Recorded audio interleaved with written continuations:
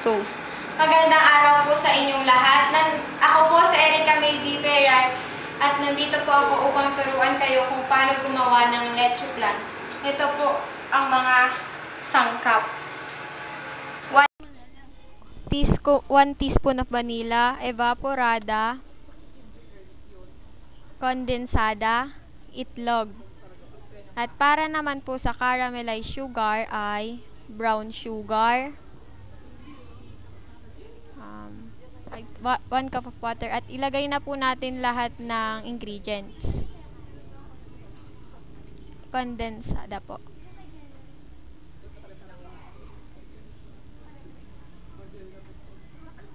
Siguraduhin po natin ilalagay lahat para po mas masarap.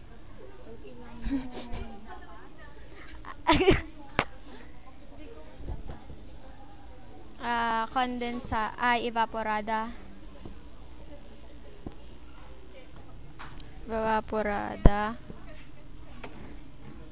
Lagay po. At ang 1 teaspoon of vanilla. Haluin po natin ito hanggang maging ganyan.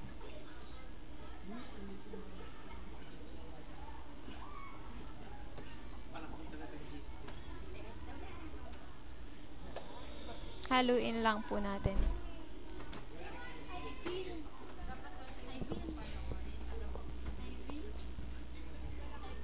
At gagawin na naman po natin ngayon ang caramelized sugar. Lagay po ang 1 tasa ng tubig at ang brown sugar.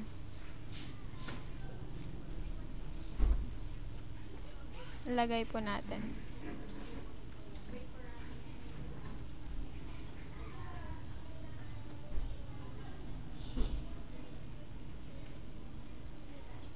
Hintayin po natin ito hanggang kumulo ng ganyan.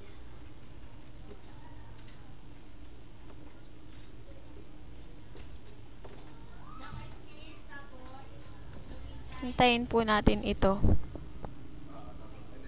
Pagkatas po, palamigin po natin ito ng 5 minutes.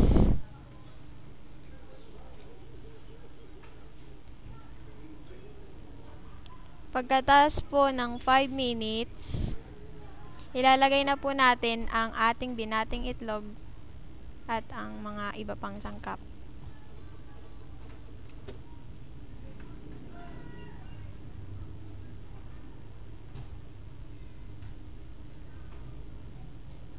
Dahan-dahan po.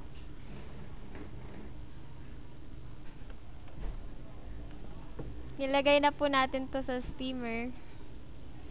At hintayin po natin ito hanggang maluto.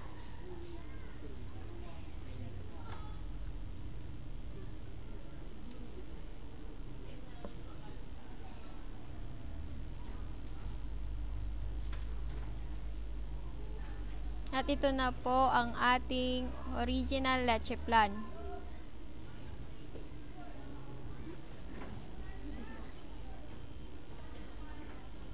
Maraming salamat po.